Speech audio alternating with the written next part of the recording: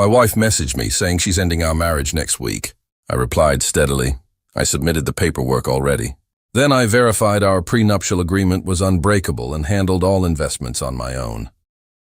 2 days after her attorney got involved, he was freaking out during a call. At 38, I was gazing at a quarterly financial forecast on my screen, one of those draining spreadsheets, when my phone vibrated. It was Amanda, my spouse of 7 years. Amanda, listen, just so you know, I'm leaving you next week. My attorney will contact you. Just like that, a nonchalant explosion. For a moment, the figures on the display faded. Mental reset.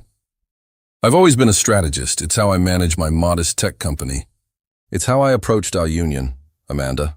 More of a go-with-the-flow type, or so I believed. My doubts had been building for months. The extended evenings at the office, the protected phone, the solo getaways for self-discovery. Last week, after spotting some notable and unexplained deductions from an inactive shared account I assumed was unused, minor sums but a trend, I'd reached my limit. On Friday, I'd met with Ms. Donna, my attorney. We'd examined the prenup, the one she originally pushed for to safeguard her interests, then bigger holdings. It was, as Ms. Donna affirmed, airtight concerning individual assets, including my company, which I launched before marriage. That same Friday, I'd started the process to convert a large portion of my pre-wedding holdings and some personal shares, shifting them into a fresh account solely in my name. Ms. Donna had separation documents prepared, set to file if required. I'd wished, naively maybe, for a dialogue, a confrontation, not this. Her message was the spark. Before answering her, I phoned Ms. Donna. She's made her play. Submit the documents immediately. Speed up anything possible. Done and dusted, Brian, Ms. Donna stated, her tone sharp. Then I composed my response to Amanda. No point in him reaching out. My attorney is submitting right now. Documents should reach your workplace by tomorrow at the latest. What? You submitted? Seriously, Brian? You can't leave me. It's underway. The prenup is solid, incidentally. Hope you held on to your version. Ms. Donna has mine, and it's been fully reviewed. Then, the small satisfaction that felt great. My financial advisor emailed the verification. Transaction completions. Individual portfolio refresh. Forwarded. Subject, for your info. It displayed the completed redirection of my individual holdings. All entirely lawful per our prenup. Amanda stayed silent. Screenshot. Secure backup. Sent to Ms. Donna. Inhaled deeply. The surprise was minor compared to a sharp, precise concentration. Our prenup was her suggestion. Just to keep everything straightforward, darling, my company flourished. Her inheritance not as much, due to a preference for designer labels and resort escapes. Ms. Donna had been nearly delighted in our meeting. This is straightforward, Brian. If she launches an aggressive step, it just reinforces our compliance with the exact terms of this contract. Amanda's message was that aggressive step. The remainder of the afternoon. Discussions with Ms. Donna, locking down access to exclusively owned profiles, updating codes. Every monetary detail handled. A short twinge. Her giggling on our honeymoon, gone, substituted by that detached message. She desired a separation next week. She was going to discover it was occurring today, under conditions she obviously hadn't expected. Update. Awoke Wednesday, sensing steady. Series of unanswered calls from Amanda, furious voice messages. How could you? That cash is shared. No. Around noon Wednesday, the formal attack. Message from a Mr. Timothy Vance. Let's assign him a surname for continuity with the start. CCing Amanda, using her family name, Davenport. We can presume her family name is Davenport. Overbearing. Hostile. Mr. Anderson. He couldn't even spell my name correctly. It's Brian, or soon to be. Simply Brian once more. My real surname is Anderson. It has come to my attention that you have begun separation proceedings in a rather sneaky and spiteful way. Your efforts to conceal shared assets via 11th-hour financial maneuvers will not succeed. My client was pressured when executing the prenuptial contract. Its enforceability will be strongly challenged. We demand complete transparency, significant alimony, and half of your company's stakes by tomorrow's close. Non-compliance will lead to instant legal steps to lock all identified holdings. Nearly chuckled. Sneaky? From the originator of the breakup message. Conceal shared assets. Redirected my individual property according to the prenup she demanded. Transactions started prior to her message. Pressure. Independent advisors. Weeks for examination. She was eager to execute it back then. Half of my company? Clearly individual in the prenup. Alimony. Forgone in the prenup. Sent to Ms. Donna. Figured you'd appreciate this. He's daring. Ms. Donna phoned. Absolute legal humor. I'll deal with Mr. Timothy Vance. He's in for a lesson. Thursday morning, Amanda arrived at the residence. I was in a virtual meeting. Noticed her arrive. Silenced. Team. Brief pause. Unwelcome visitor. She entered with her previous key.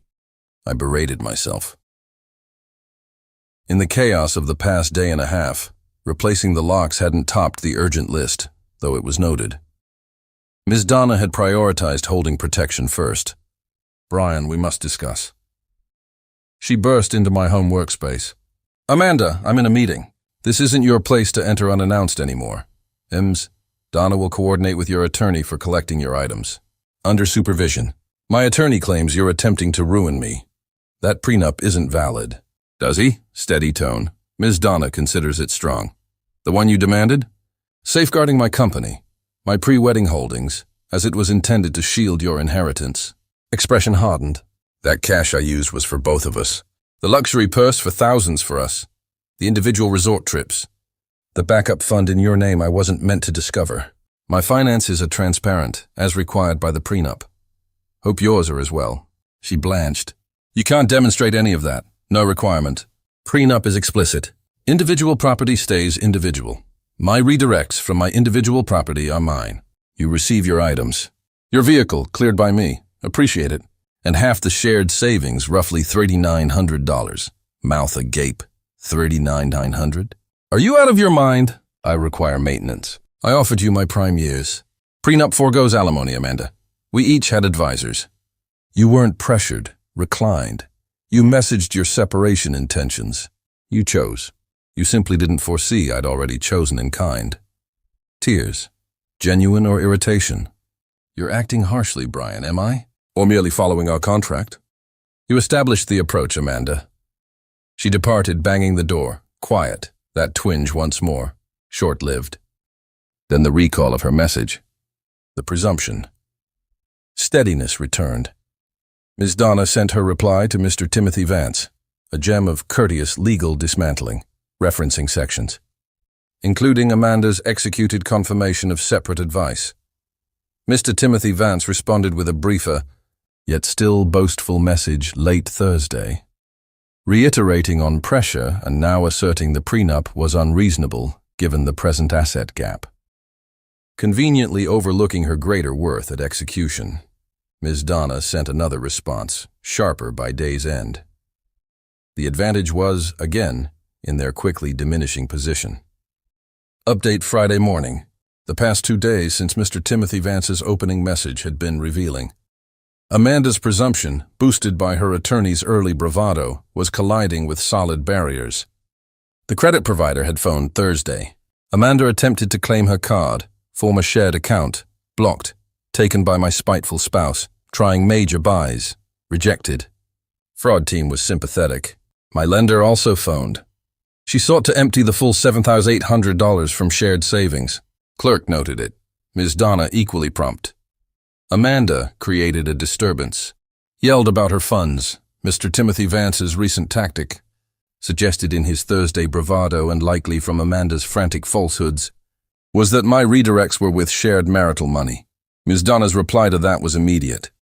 Refer to Exhibit A of the executed prenuptial contract, outlining Mr. Anderson's pre-wedding holdings, and Exhibit B, outlining Ms. Davenport's. The origin of the lately redirected funds matches Exhibit A. We possess all investment records.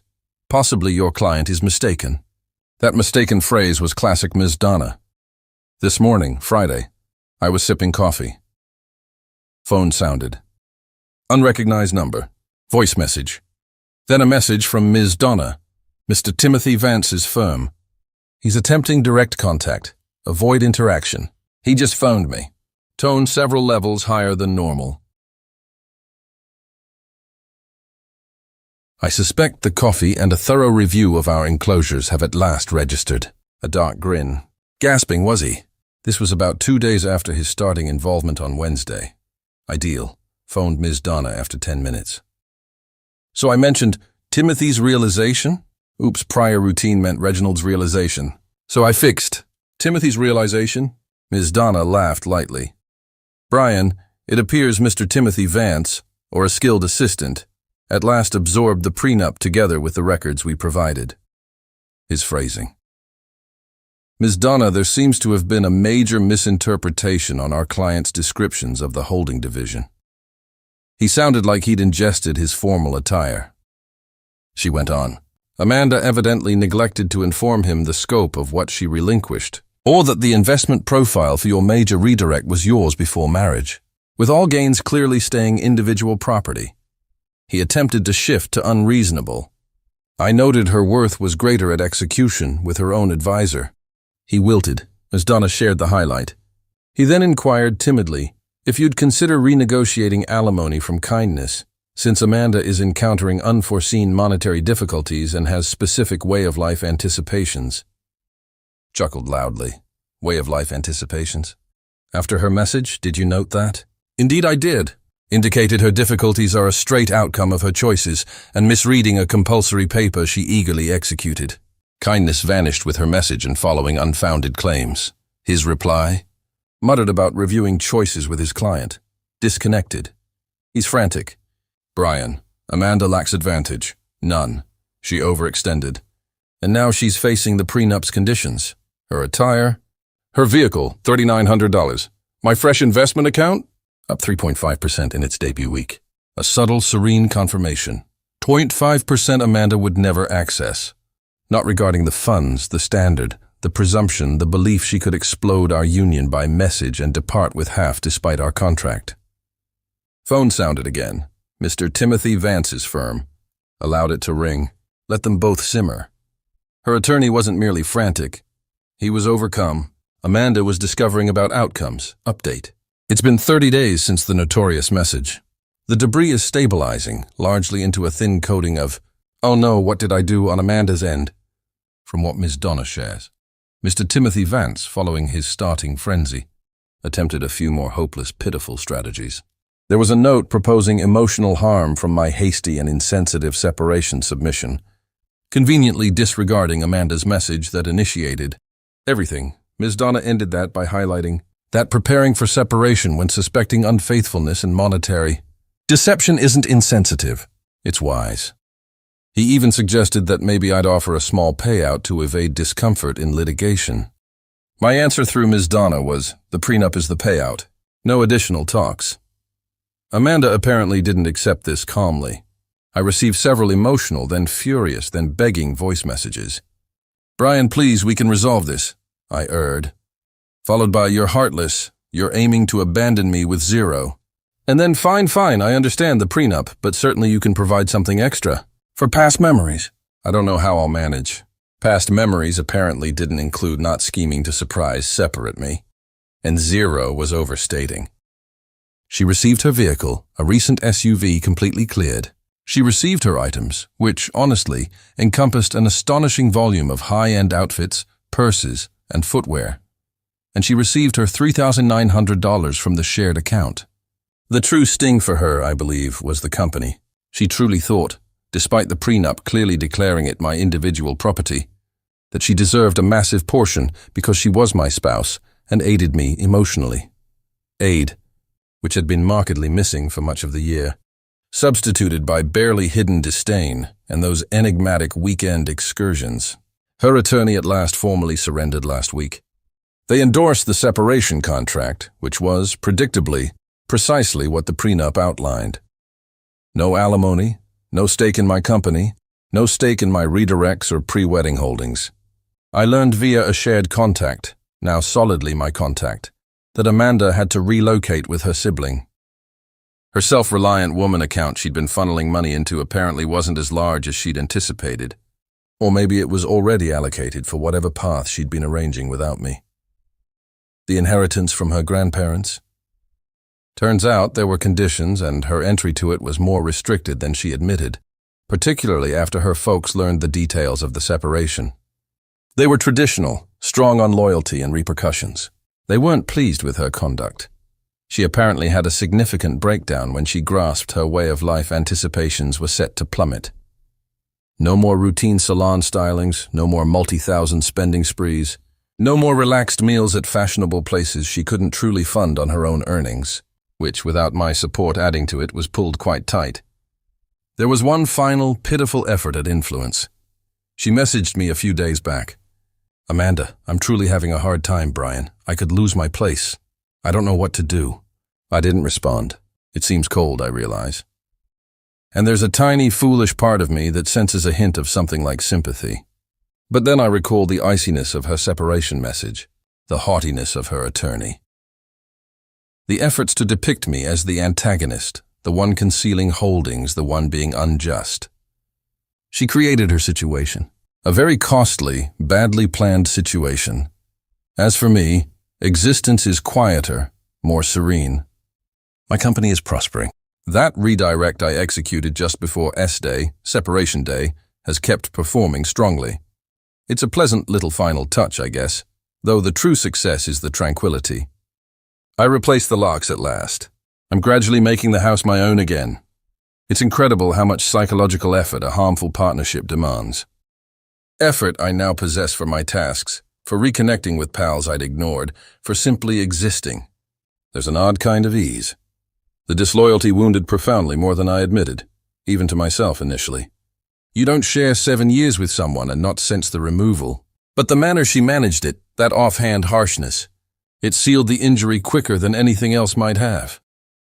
It simplified being objective, to adhere to the actions Ms. Donna outlined to safeguard what was mine.